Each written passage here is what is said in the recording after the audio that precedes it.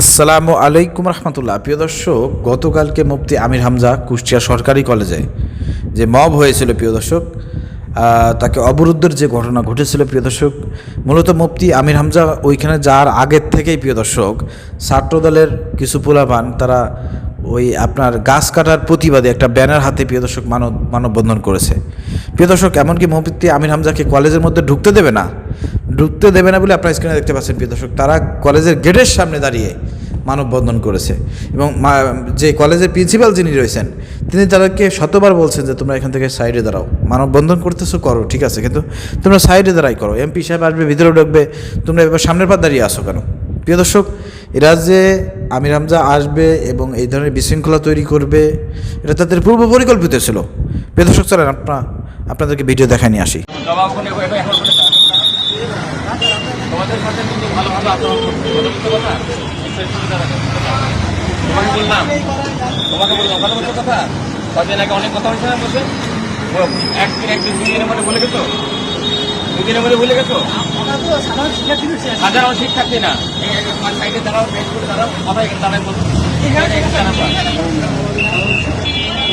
তোমার নাম জানো কি জানো? কদিন আগে তোমাদের সাথে অনেক কথা বিষয় নিয়ে রাস্তা বন্ধ করে দেবো নাকি? প্রিয় দর্শক, আপনারা দেখলেন এখানে প্রিন্সিপালের সঙ্গে কীভাবে তর্ক বিতর্ক জড়িয়ে গিয়েছে। তাদেরকে অনেকবার বলা হয়েছে কিন্তু তারা সরে নাই। মুফতি আমির হামজা গাড়ি নিয়ে এসেছে, তারপর সাইড দিয়ে তাকে যাইতে হয়েছে। এরকম পরিস্থিতি প্রিয় দর্শক। একটা ফুটবল টুর্নামেন্টের একটা প্রিয় দর্শক উদ্বোধনী অনুষ্ঠান ছিল, এখানে তারা এতটা বিশৃঙ্খলা করেছে প্রিয় দর্শক, খেলায় পর্যন্ত ডিস্টার্ব ঘটিয়েছে। এরা এতটা কুলাঙ্গার, এরা এতটা বিশৃঙ্খলা তৈরি করেছে, এদের বিরুদ্ধে সাংগঠনিক ব্যবস্থা গ্রহণ করা দরকার। ছাত্র দলের সাধারণ শিক্ষার্থীদের ব্যানারে নাকি তারা মিছিল করতেছে, মানববন্ধন করতেছে, কিন্তু ওখানে কিন্তু সাধারণ শিক্ষার্থী একটাও নাই। সব ছাত্র দলের পোস্টধারী নেতারা এসে দাঁড়িয়েছে আর কুত্তার মতন ঘেউ শুরু করছে।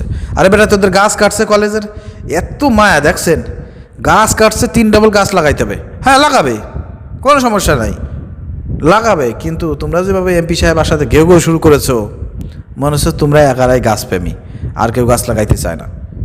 মানে গাছের জন্য এত মায়া মহব্বত, নিজেরা 5 আগস্টের পর মারামারি করে কত মানুষ মাইরি ফেলছে, তাতে কোনো মায়া মহব্বত নাই, একটা কোনো প্রতিবাদ নাই।